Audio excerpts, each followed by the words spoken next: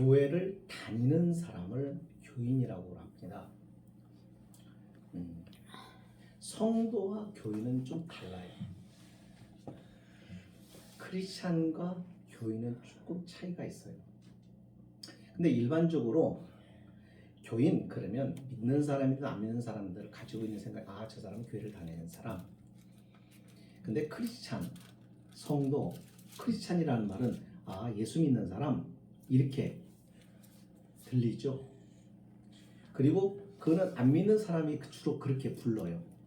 근데 우리는 같은 교회에 다니는 교인들끼리는 성도라 그렇게 불러요. 무슨 말이죠? 거룩한 무리들이다. 거룩한 무리. 그냥 구별된 무리로 무리지어서 함께 모여있는 공동체 안에 속해 있는 거룩한 사람, 구별된 삶을 사는 사람을 성도라고 그렇게 말합니다. 자, 제가 지금 교인에 대해서 말씀을 했습니다. 교인과 성도와 크리스찬에 대한 구분을 잠깐 드렸어요. 근데 교인 그럴 때 이 교인이 세 종류로 이렇게 생각해 볼 수 있어요. 하나는 하나님과 흥정하는 교인이 있어요. 하나님과 흥정하는. 그러니까 예를 들면 이런 거예요. 하나님 이렇게 해주시면 제가 잘 믿겠습니다. 하나님 이거 이렇게 해주시면 제가 하나님 잘 섬기겠습니다. 네. 이렇게 하나님과 흥정하는 교인이 있어요. 또 두 번째는 어떤 교인이냐면 거래를 하려고 하는 교인이 있어요. 하나님께서 뭘 해주셨을 때, 예를 들어서 어떠한 내가 기도를 들어주셨을 때 하나님 감사합니다. 감사합니다. 근데 그 감사가 그거를 해주셨기 때문에 감사해요. 그 이상을 넘어가지를 못해요. 그러면 그것이 내가 바라고 원하는 것을 들어주시지 않으면 감사가 없어요. 그러니까 감사를 할 때가 있고 감사를 안 할 때가 있어요. 뭔가를 하나님께서 내게 이루어 주시면, 하나님께서 내게 뭔가를 유익함을 주시면 감사하고 감사한 마음이 있어요. 그러나 이것과는 다르게 진실로 하나님을 사랑하는 사람이 있습니다. 사랑하는 교인. 하나님을 사랑하는 사람은 자신이 하나님께서 기도에 응답을 해주시든 안 해주시든, 예스라고 하시든 노라고 하시든 아무 상관이 없습니다. 하나님을 사랑하기 때문에 그분이 내게 어떻게 해줌에도 불구하고, 어떤 형편임에도 불구하고 하나님을 의지하고 믿고 따르는 것입니다. 그러면 이 세 가지 중에, 이 세 종류의 사람 가운데 누가 진짜 믿음의 사람이에요? 사랑하는 사람. 믿음이라고 얘기할 때, 믿음을 가졌다라고 얘기했을 때 이 믿음은 사람과 사람, 인격과 인격 간의 어떤 신뢰를 말하는 거예요. 그러니까 비인격체와의 관계 속에서는 믿음이라는 말을 쓰질 않아요. 내가 너를 믿는다, 너 나 믿지? 이렇게 말할 때는 우리가 우리 집에서 키우는 애완견하고 그런 얘기를 할 수는 없는 거예요. 믿음이라고 하는 이 단어는 인격과 인격적 관계 속에서 서로에 대한 신뢰를 말할 때 믿음이라는 말을 써요. 내가 너 믿어. 너 나 믿지? 그래서 서로의 관계가 확실하고 분명하다는 것을 말하죠. 우리가 하나님과의 관계에 있어서도 마찬가지예요. 하나님을 믿는다는 것은 바로 그것을 말해요. 그런데요, 이 믿음이라고 하는 것을 속에서 사랑을 빼버린다면,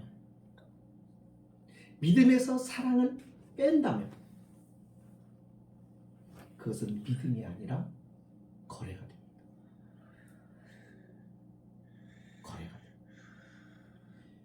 그러니까 신앙생활을 할 때 이런 경우가 참 많아요. 예. 우리가 이렇게 믿음 생활을 하다 보면 그래요. 저도 그럴 때가 있어요.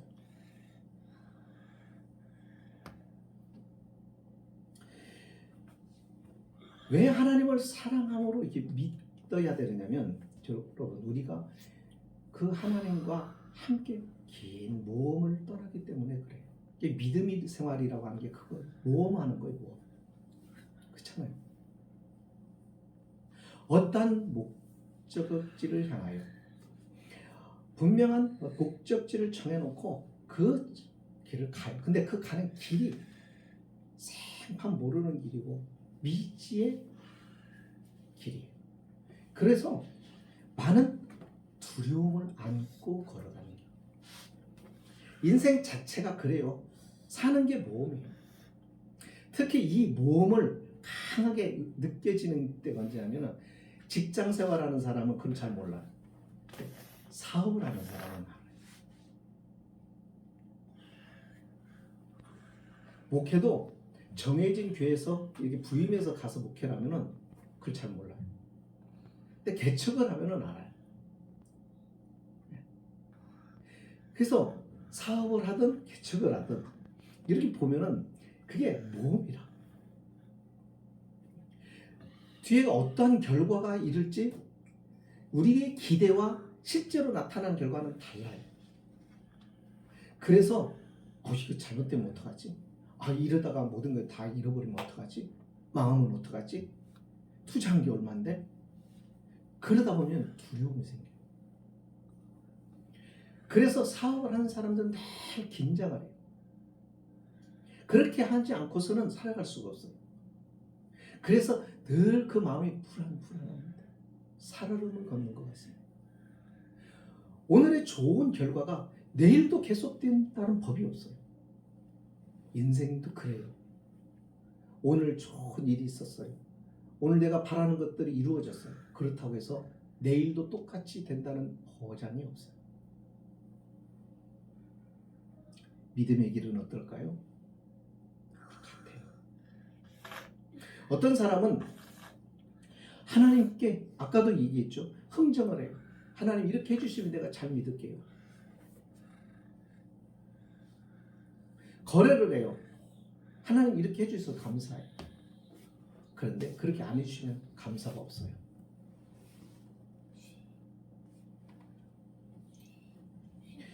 믿음의 길을 위주로 가는 것 같아요. 그렇기 때문에 여러분 길 결과 가는 과정 속에서 그 과정 속에서 결과는 나와 있어요. 그 결과는 이미 나와 있어요. 이미 약속되어 있어요. 이미 보장되어 있어요. 근데 그 가는 과정 가운데 내가 원치 않은 일들을 겪게 돼요. 욥처럼 말이죠. 욥처럼. 자, 보십시다. 욥은 자신이 살아온 믿음의 생활, 욥의 평생 그의 믿음의 생활을 한번 보세요. 욥기를 보면 초반부에 욥이 어떻게 믿음 생활을 해왔는지를 자세히 묘사가 되어 있어요. 철저하게 믿음 생활. 정말 하나님 앞에 온전하게 온 마음으로 하나님을 정말 사랑했어요. 그렇게 믿음 생활을 했는데 그 인생에 있어서 어떠한 일들이 벌어져요? 믿음 생활 잘하면 우리는 잘 돼야 돼요. 세상적으로 잘 돼야 돼요. 그렇잖아요. 그런데 그 결과가 나옵니까? 아니요. 전혀 생각지 않은 결과가 나타나요. 그러니까 욥은 이해할 수가 없었어요. 친구들도 와서 보고 어떻게 이해할 수 없어. 딱 친구들이 이해하는 방법은 이거였어요.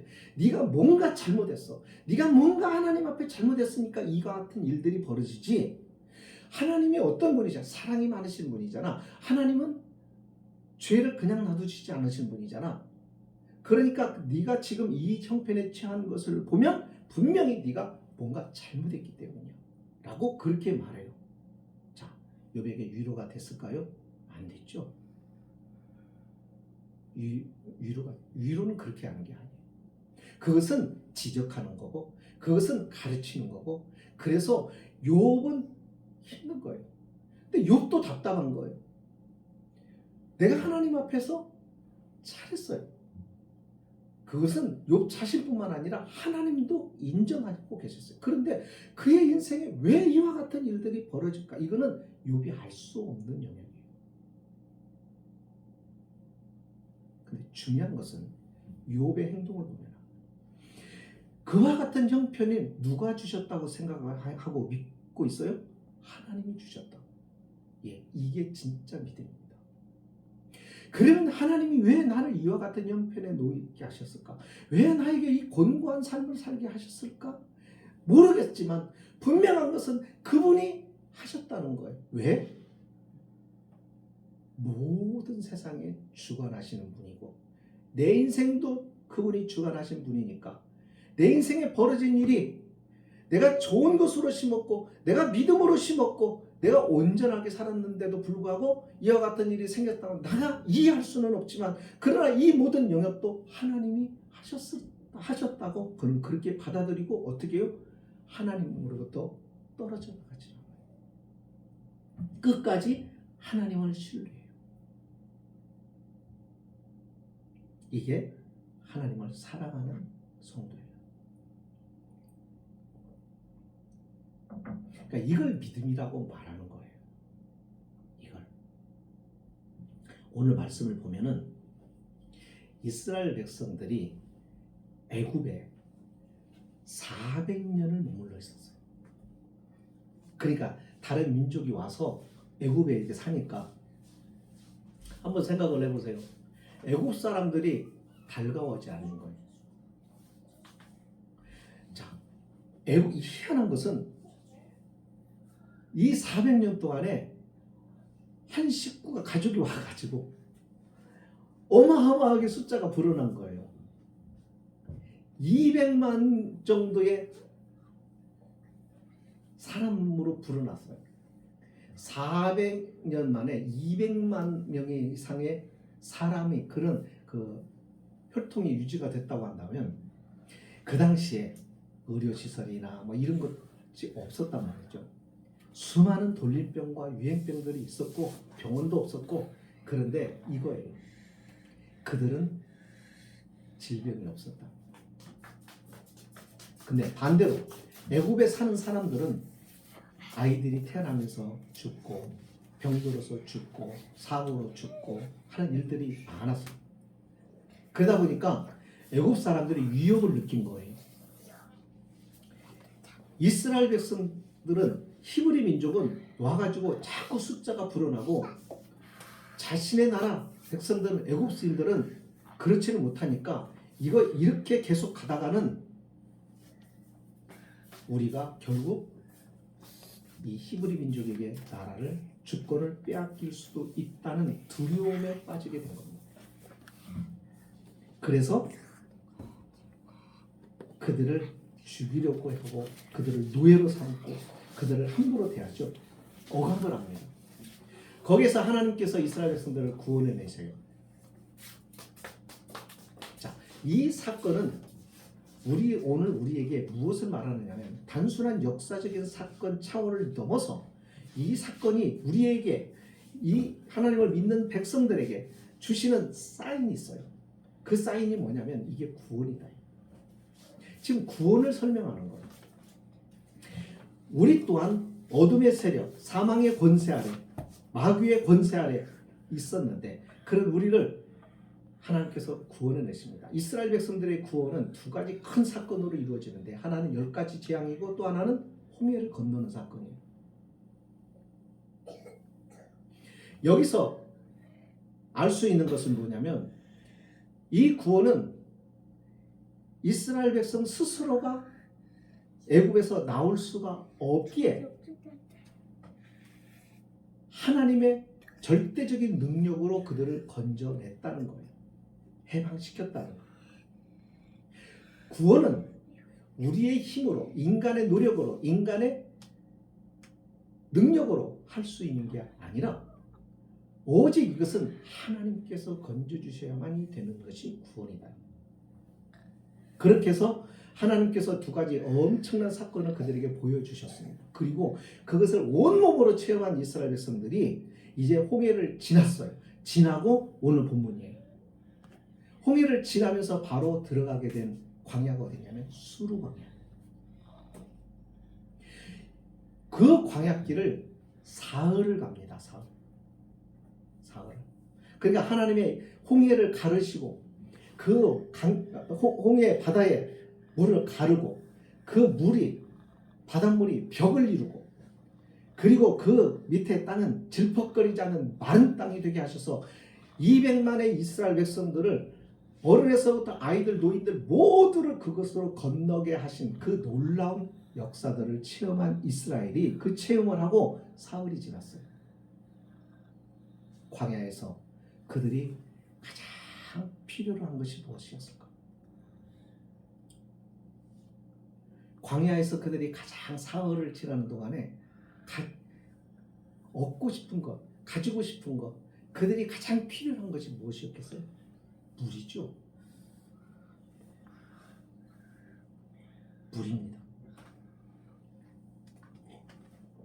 그 물을 얻지를 못하고 있다가 사흘 만에 그 물을 찾았어요.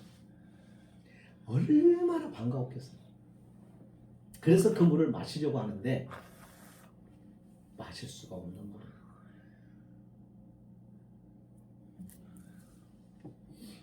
자, 오늘 우리가 살아가면서 우리도 이와 같은 경험들을 할 때가 참 많아요.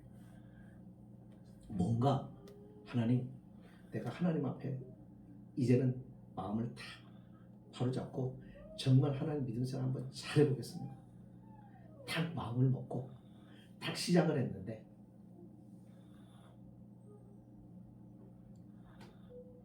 어려운 일이 생기는 거예요. 실제로 제가 경험한 어떤 무당이었던 사람이 어떻게 해서 예수를 믿게 됐어요. 그래서 등록을 하고 교회를 나오기로 이제 결심을 했습니다. 그래서 이제 신방을 간 거예요. 주일날 등록을 하고 가서 신방을 수요일 목요일쯤 갔던 것 같아요. 갔더니 다리가 부러져 있는 거예요. 그러면서 하는 말이, 목사님, 저 교회 못 나갈 것 같아요. 왜요? 저 교회 나갔다가 이렇게 된 것 같아요. 이런 일들이 생깁니다. 이런 일들이 벌어져요. 우리도 그래요. 뭔가 하나님 앞에 제대로 해보려고 했더니 자꾸 일이 꼬이거나 엉뚱한 데서 사건이 터지거나 그래서 하나님으로 향하던 마음을 접을 때가 있어요. 이스라엘 백성들이 꼭 그런 꼴이에요. 물을 갈망하며 그렇게 찾아서 왔는데 먹을 수 없는 물이에요. 그때 불평이 안 나오죠. 근데 참 묘한 것은 하나님의 그 놀라운 이적과 능력을 사흘 전에 봤어요. 전 작심 삼일이라는 말을 실감을 하는 거예요. 인간은 결심이든 인간은 뭔가 어떤 은혜를 체험했던 3일을 넘기기가 어려운 것 같아요. 그게 인간의 약점이에요. 인간의 연약함이죠. 그래서 이 사람들이 불평을 하고 속이 상해서 있는 겁니다. 여러분, 우리의 생활도 똑같습니다. 믿음 생활할 때 이런 일들이 생겨요. 내가 믿음 생활하고 하나님을 바로 서고 하나님을 잘 섬기는데도 불구하고 어떤 때는 바로 하여금 힘들고 어렵게 하고 그런 도전들이 내 앞을 가로막을 때가 생겨요. 그때 흥정하는 교회냐 거래하려고 하는 성도는 거기서 믿음이 멈춰져. 그걸 넘어가지 못해. 극복하지 못해. 그러나 하나님을 사랑하는 성도는, 하나님을 사랑하는 교인은 그럼에도 불구하고 하나님을 신뢰해요. 모세를 보세요. 25절에 모세가 여호와께 부르짖습니다. 여기서 우리가 깨달을 수 있는 게 뭐냐면요, 이와 같은 상황들, 형편들이 내가 정말 하나님 앞에 바로 서고 하나님의 은혜로 살고 내가 정말 하나님의 인도하심을 받는 하나님의 사람으로 살아가는 동안에 이와 같이 어려운 일을 겪게 될 때 그때 우리는 기도할 시간이다. 기도할 시점이다 하는 것을 알아야 됩니다. 모세가 여호와께 부르시죠. 기도하고 하나님은 그 기도를 응답해 주십니다. 왜 어려운 일이 생길 때 기도를 해야 되냐면 하나님이 들어주시기 때문에만은 아니에요. 그 기도 가운데 하나님의 응답은 분명히 있어요. 자, 그런데 왜 해야 되냐면 나중에 그것이 내가 요구하고 바라고 기대했던 것이 내게 필요한 것이 하나님으로부터 하나님이 내게 허락해 주신 거라고 하는 확신이 언제 드냐면 기도해야 그게 확인돼요. 기도하지 않고 얻으면 하나님이 주셨는데도 하나님이 주신 줄을 몰라요. 예.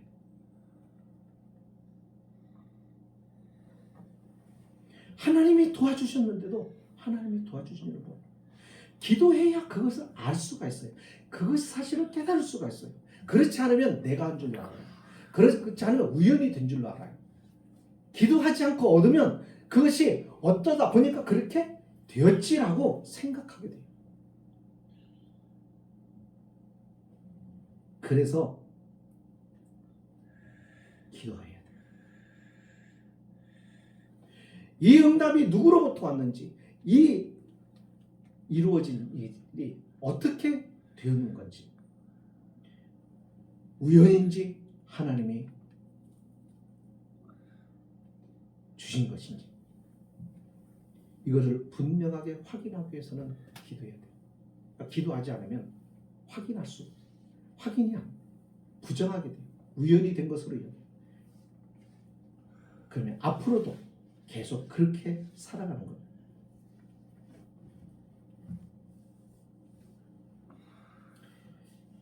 하나님은 때때로 성도들에게 참 믿음의 사람들에게 이런 고난이나 갑자기 어려운 문제를 당하도 내버려 두는 이유가 뭐냐면 그 상황을 통해서 야, 내가 지금 너하고 너 곁에 있다.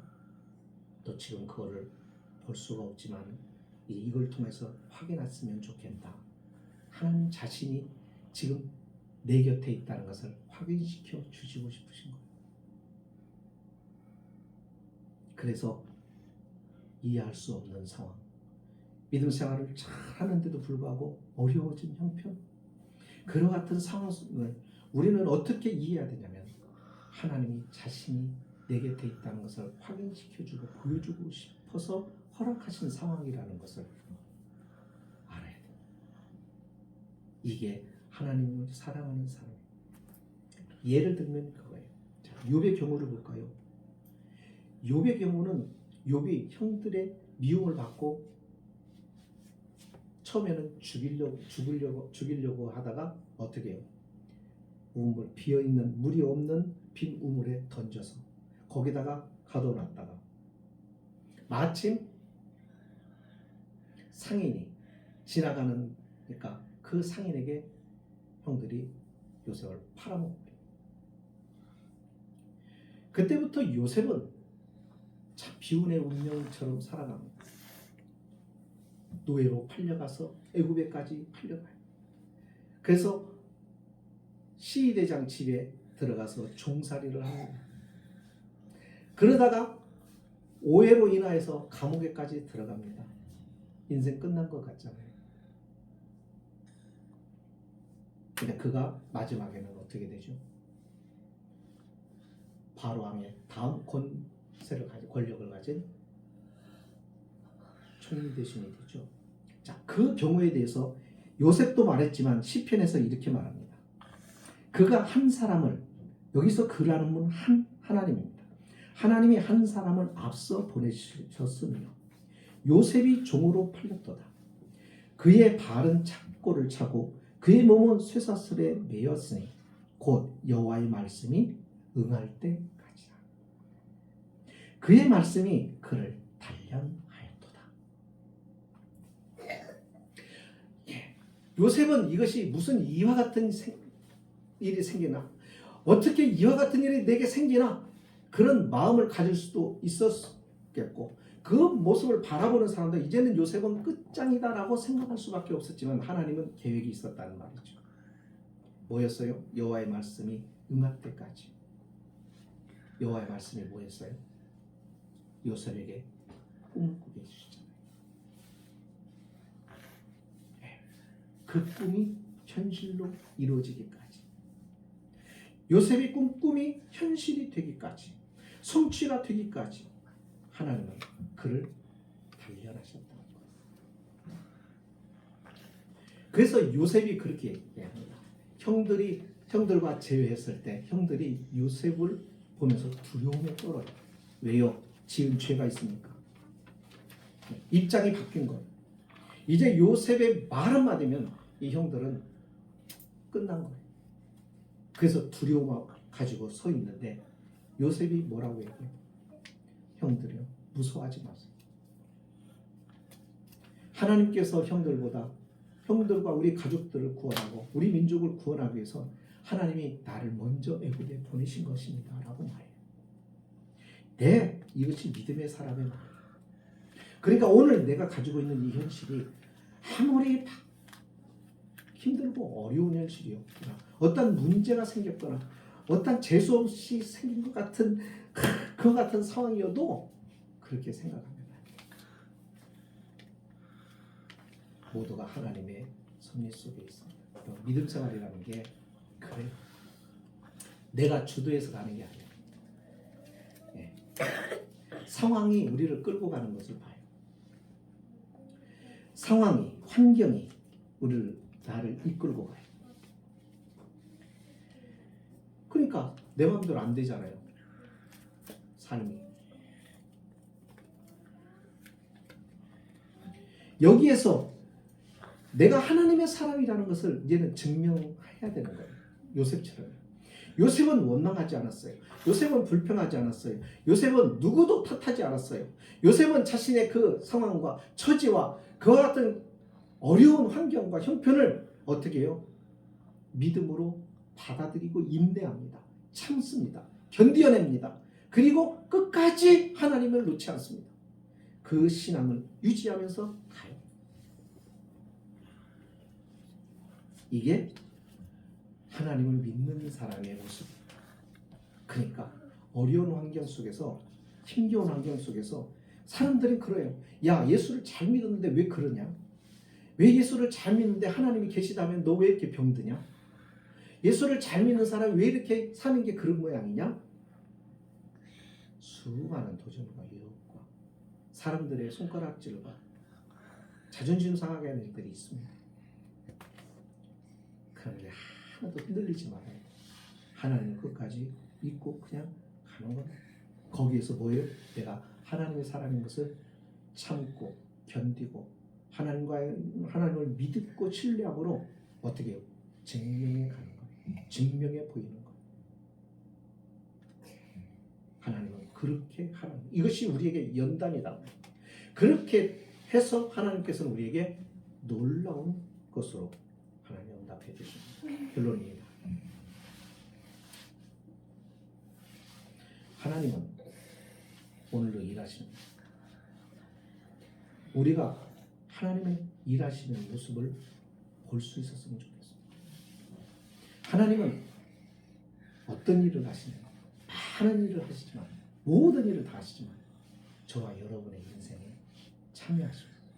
관여하십니다.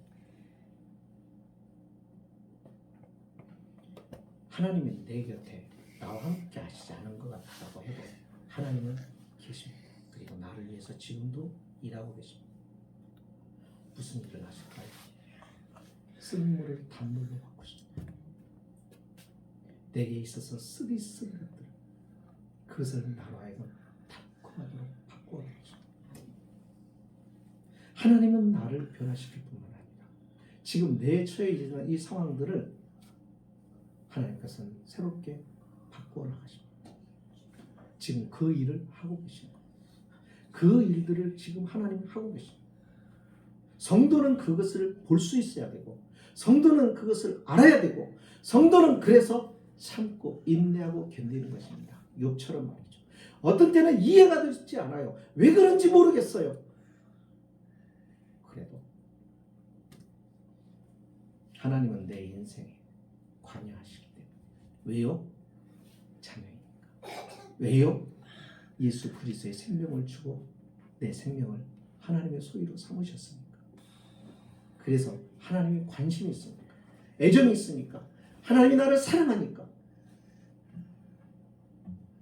그러니까 하나님은 쓴물로 단물로 바꿔주시는 분이고, 그 일을 위해서 우리 안에 지금도 함께 하십니다. 그래서 마지막 절 26절에 이렇게 말합니다. 이르시되 너희가 너희 하나님 나 여호와의 말을 들어 순종하고 내가 보기에 의를 행하며 내 계명에 귀를 기울이며 내 모든 규례를 지키면 내가 애굽 사람에게 내린 모든 질병 중에 하나도 너희에게 내리지 아니하리. 나는 너희를 치료하는 여호와이니라. 고쳐주시고 바로잡아주시고 온전케 하십니다. 그래서 우리는 외롭지 않고 힘들지 않고 우리는 견딜 수 있는 것. 기도하시겠습니다.